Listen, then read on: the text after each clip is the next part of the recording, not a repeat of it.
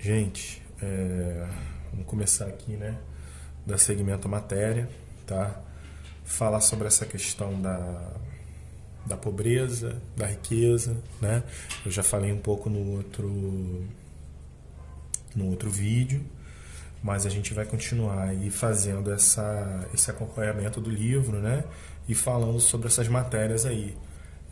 Polarização do mundo e países desenvolvidos, países subdesenvolvidos, países em desenvolvimento, tá? Ok, então olha só, riqueza e pobreza no mundo, uma grande diferença socioeconômica, né, disparidade, né, pode ser verificada entre os países considerados desenvolvidos e os demais que são países de renda média ou baixa, considerados subdesenvolvidos, tá? Desse modo, é visível o contraste entre o desenvolvimento dos diferentes países, continentes e regiões do planeta. Podemos regionalizar o mundo tendo como critério o seu nível de desenvolvimento econômico.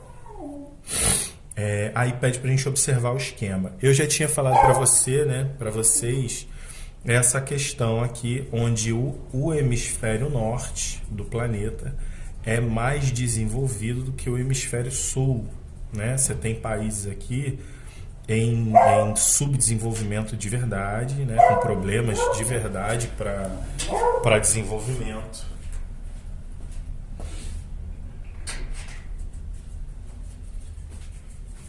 E países mais desenvolvidos aqui no hemisfério norte. Correto? Ó, vou dar segmento aqui à leitura e a gente vai vendo, né? Desculpa aí o meu cachorro, que ele é um pouco chato. No hemisfério norte está localizada a maior parte dos países considerados desenvolvidos, como os da Europa, né? América do Norte, da Ásia, tá? Que apresentam elevados valores de renda per capita e um índice de desenvolvimento humano muito alto.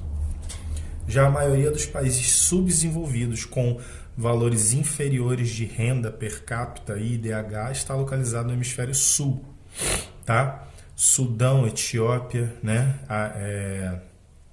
Irã, Iraque, ok? Então, mais para o hemisfério sul, né? Esses países menos desenvolvidos. Tá? A regionalização norte-sul passou a ser utilizada principalmente a partir do século XXI para expressar as desigualdades econômicas existentes ao redor do mundo, ainda que esse tipo de regionalização desconsidere a posição geográfica de alguns países, como Austrália e Nova Zelândia. Austrália e Nova Zelândia, tá? Que se situam no hemisfério sul e são desenvolvidos, assim como o México e Afeganistão, que estão no hemisfério norte, né? E não são países desenvolvidos. Além disso, devemos levar em conta que alguns países do hemisfério norte, como Ucrânia, Belarus, se encontram em um grau de desenvolvimento inferior a outros países do mesmo hemisfério, como Alemanha e Coreia do Sul. Tá? No caso, a Alemanha, Europa e Coreia do Sul aqui, né? Aqui para baixo. Tá? Também são países que não estão no mesmo tipo de desenvolvimento.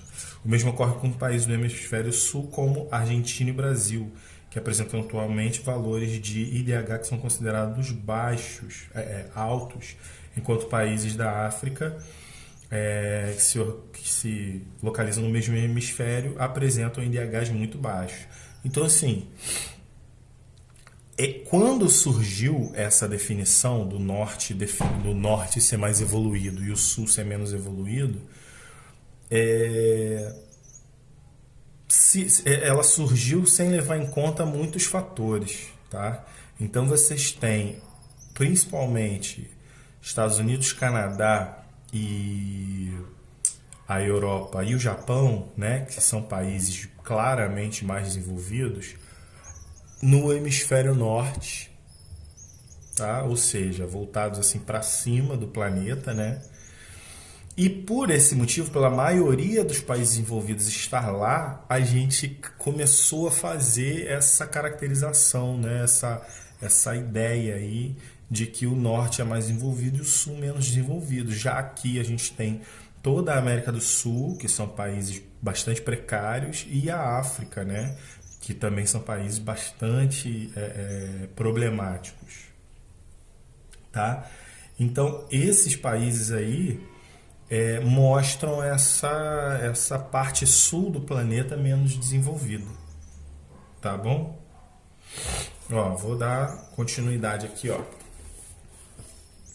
para a gente entender essa questão do país desenvolvido, né? Ó, os países desenvolvidos correspondem aos países cuja economia é altamente industrializada e que atingiram um alto grau de desenvolvimento tecnológico e social. Embora concentrem cerca de 16% da população global, esses países detêm cerca de 60% de toda a riqueza gerada no mundo. Tá? Então, olha só, nós temos uma minoria da população mundial, né, vivendo nesses países desenvolvidos, enquanto a grande maioria da população vive em países subdesenvolvidos ou em desenvolvimento. Tá? Tal cenário está atrelado ao processo histórico e à industrialização precoce desses países desenvolvidos, né? Fruto da Revolução Industrial, que a gente já estudou, né? Iniciada na Inglaterra no final do século XVIII e posteriormente seguida por outros países como Alemanha, Bélgica, França, Holanda, Estados Unidos, Japão e Singapura, né? Que vão se industrializar um pouco depois, mas ainda assim vão se industrializar. O Japão a gente sabe que é referência, né, em desenvolvimento, industrialização e tudo mais, tá? De modo geral, os países desenvolvidos possuem parques industriais diversificados que contam com polos industriais de alta tecnologia. Tais polos contam com mão de obra qualificada e técnicas de produção sofisticadas, e deles saem produtos de alto valor agregado para a exportação, como, por exemplo, o conhecido Vale do Silício lá dos Estados Unidos, né? Que sai a Apple, sai Microsoft, Google, as grandes empresas do mundo estão nesse lugar aí e produzem lá principalmente muita produção de informática, computadores, né? A prosperidade dos países desenvolvidos, em parte, é favorecida pelas políticas protecionistas adotadas por seus governos, assim como sistemas financeiros e instituições mais eficientes. A elevada renda per capita verificada nesses países, que realmente reflete uma distribuição de renda mais igualitária, permite à população ter um elevado nível de consumo de produtos e serviços. Tá? Então, olha só, riqueza gerada pelos países desenvolvidos equivale a 64% da riqueza mundial, né? E 36% equivale a esses países subdesenvolvidos. Normalmente, esses países subdesenvolvidos têm bens, né, voltados para questões agrárias, pecuária, questões mais primitivas, vamos dizer assim, enquanto os países desenvolvidos eles têm um desenvolvimento mais voltado para tecnologia, um desenvolvimento mais sofisticado, né? Indústria, parques industriais e coisas desse tipo, tá? Continuando. Ó, o acesso a saneamento básico, infraestrutura adequada, redes de transporte mais eficientes, escolas e hospitais públicos eficientes também confere qualidade de vida aos habitantes dos países desenvolvidos. E a gente entende como desenvolvido também por causa dessa ideia aqui, ó, do IDH, tá vendo? Ó? O Índice de Desenvolvimento Humano, que vai ser representado por tudo isso aqui que a gente viu, né? Essa ideia de qualidade de vida, ok? A taxa de mortalidade infantil é baixa e a de analfabetismo é praticamente inexistente. Na maior parte dos casos, os índices de criminalidade também são mais baixos, sobretudo em comparação com aqueles atualmente verificados em alguns países subdesenvolvidos. Maiores investimentos na área social, sobretudo em saúde e educação, contribuem para prolongar os anos de vida da população dos países desenvolvidos. principalmente por causa da qualidade dos serviços públicos médicos e hospitalares, além de eficientes planos de assistência à velhice. Observe alguns exemplos na tabela abaixo. Aí a gente vai ter os países mais desenvolvidos do mundo, tá, gente? Talvez não os mais desenvolvidos, mas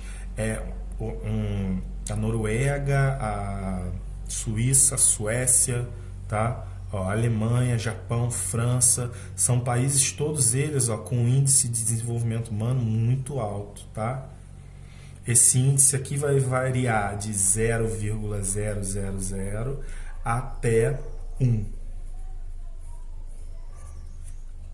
Ok? Então essa vai ser a variação aí. E vocês veem, ó, bastante desenvolvidos, né? Olha só, o reflexo da questão da saúde, ó, a expectativa de vida em 83 anos, né? Ó, mortalidade infantil, tá vendo? Ó, baixíssimo, ó. 2% a cada 1.000 nascidos. 2% morrem. Podem ser problemas hospitalares, podem ser, enfim, N coisas, né? Ó, nesses países também se verifica, de modo geral, uma redução na taxa de natalidade. O nascimento também está diminuindo, tá? O que se deve ao maior uso de métodos anticoncepcionais pela população e um melhor planejamento familiar, resultando em uma média inferior de filhos por casal do que os países subdesenvolvidos. Por quê, gente? Se eu tenho, acho que a gente já conversou sobre isso, mas se eu tenho mais educação, eu começo a querer passar essa educação para os meus filhos, né? Para os netos e filhos e tudo mais. Então eu vou ter entendimento que se eu tiver menos filhos, eu consigo dar uma educação de maior qualidade para essas crianças, tá? Ainda tem as questões de relacionamento. Quanto maior meu desenvolvimento, também mais ocupado com o trabalho eu posso estar, né? Desenvolvimento educacional, desenvolvimento relacionado a trabalho, especialidade, tá? E dentro disso tudo aí, eu tenho menos tempo para a questão relacionamento filhos, tá? Isso está acontecendo muito no Japão. E com o tempo, em consequência disso, o país se torna um país mais envelhecido, ok? Ó, vou dar continuidade aqui, que a gente vai entender um pouco sobre esses países subdesenvolvidos.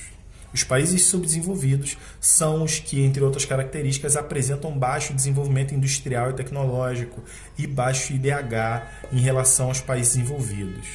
De modo geral, esses países são classificados como subdesenvolvidos, mas em função do desenvolvimento econômico de algum deles e de seu grau de IDH, considerado médio ou alto pela ONU, outros termos vêm sendo utilizados para se referir a essas nações como países em desenvolvimento ou países emergentes, tá? Aí nós vamos ter um quadro aqui falando sobre as raízes do subdesenvolvimento. Gente, claramente as raízes do subdesenvolvimento são a exploração que esses países mais desenvolvidos historicamente fizeram sobre esses países que são subdesenvolvidos ou em desenvolvimento, tá? Exemplo disso, o Brasil, né? Que foi retirado toneladas e toneladas de ouro daqui, centenas de toneladas de ouro daqui e levado para a Europa. Já tem claramente um enriquecimento europeu e um empobrecimento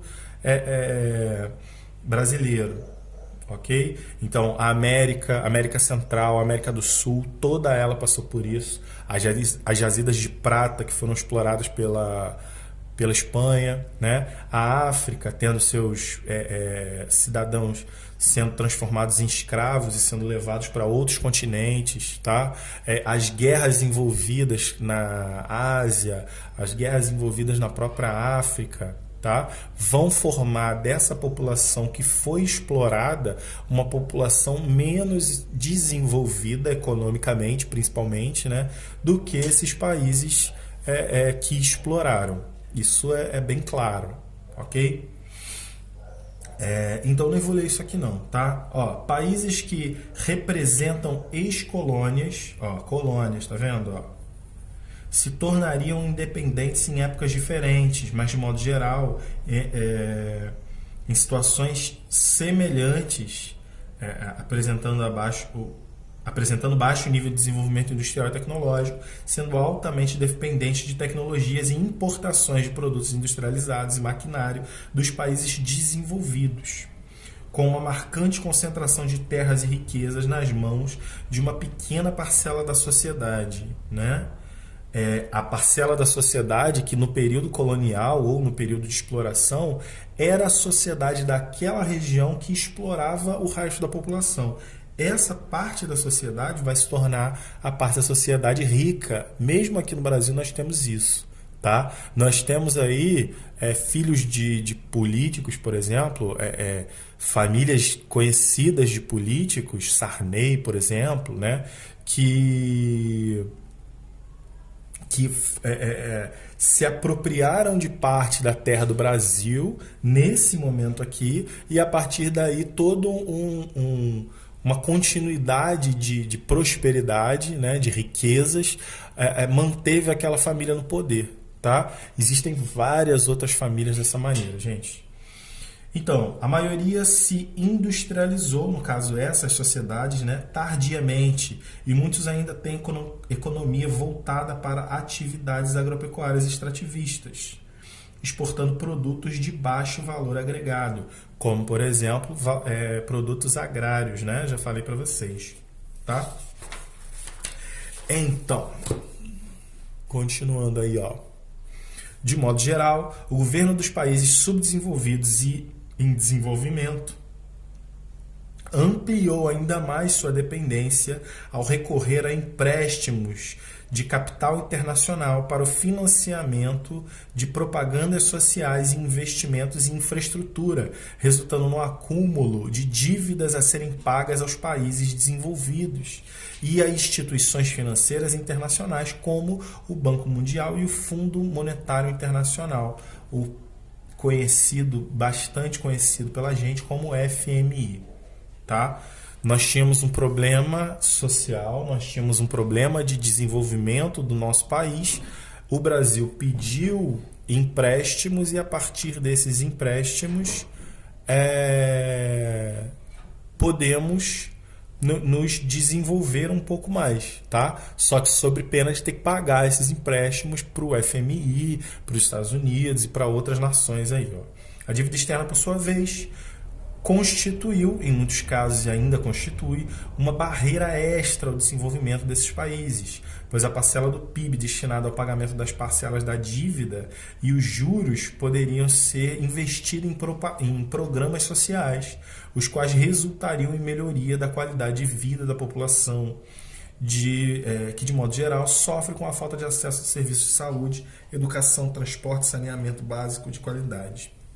Tá? Então, a gente ter que pagar essas dívidas aí, né? Eu digo a gente porque o Brasil ainda também tem esses problemas, torna complicado o desenvolvimento da população com todo o potencial econômico que aquele país tem. Tá? Ó, atualmente, a pequena parcela da população que detém maior parte da riqueza produzida nesses países tem acesso a serviços privados de saúde e educação de qualidade, apresentando padrão de vida semelhante ao das populações dos países desenvolvidos.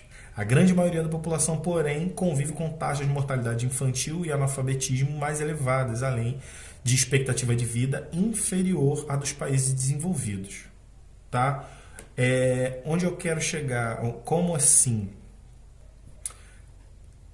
Só para vocês terem uma ideia, 1% da população mundial tem mais de 95% da riqueza mundial, né? Eu acho que a gente já falou sobre isso, já viu isso aí. Então, assim, dentro de um país como o Brasil, por exemplo, uma minoria da população, e isso inclui vocês até, tem acesso à qualidade de vida tá? Enquanto uma grande maioria da população sofre de problemas financeiros, problemas relacionados à saúde, educação, entre outras coisas, tá? Esse é o grande problema, essa é a grande questão aí, tá? Olha só, indicadores socioeconômicos de países subdesenvolvidos.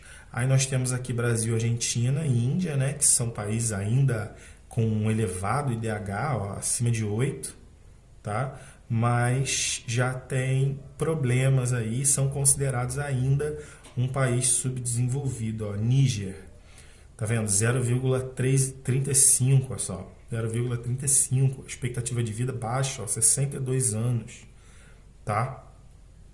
Enquanto a Índia, tá vendo? Ó, tem um PIB de 2.263 2.263.792 dólares em milhões, né? Em milhões de dólares. Níger tem 7.528, tá? Então, assim, a diferença é muito grande. Ok? Os principais bolsões de pobreza do mundo, aonde está localizada a maioria dos países com IDH considerados baixos, são África subsaariana, tá? A parte sul da África, sul da Ásia também, né? Nessas regiões a desnutrição infantil é alarmante e as condições de vida ainda mais precárias do que em outros países considerados subdesenvolvidos, tá? Vietnã, Congo. Então, aí a gente vai entrar aí, ó, vai falar de algum da questão de blocos econômicos, né? Ó, o BRICS. Nas últimas décadas, a economia internacional presenciou a ascensão de países subdesenvolvidos que atualmente também são considerados em desenvolvimento ou emergentes. Exemplo disso é a China, olha só, que em 2016 tinha a segunda maior economia do mundo. Tá vendo? O Brasil também evoluiu muito. A gente aqui tá vendo ele em primeiro, segundo, terceiro, quarto, quinto, sexto, sétimo, oitavo, nono. Hoje em dia o Brasil, se eu não me engano, é o sexto em economia, em crescimento econômico. Tá? Olha só. Esses países são diferentes entre si economicamente. Alguns são exportadores de produtos industrializados, como a China, e outros são exportadores de commodities, como o Brasil. Tá? Commodities são produtos primários, mas de grande importância aí para a economia, né? Soja, laranja, açúcar, tá? Carne. No entanto, de modo geral, já atingiram o IDH considerado alto pela ONU e no início do século XXI apresentaram taxas de crescimento econômico superior à média mundial. Entre esses países emergentes está o Brasil, a Rússia, a Índia, a China, a África do Sul, passaram a se destacar economicamente entre 2003 e 2007.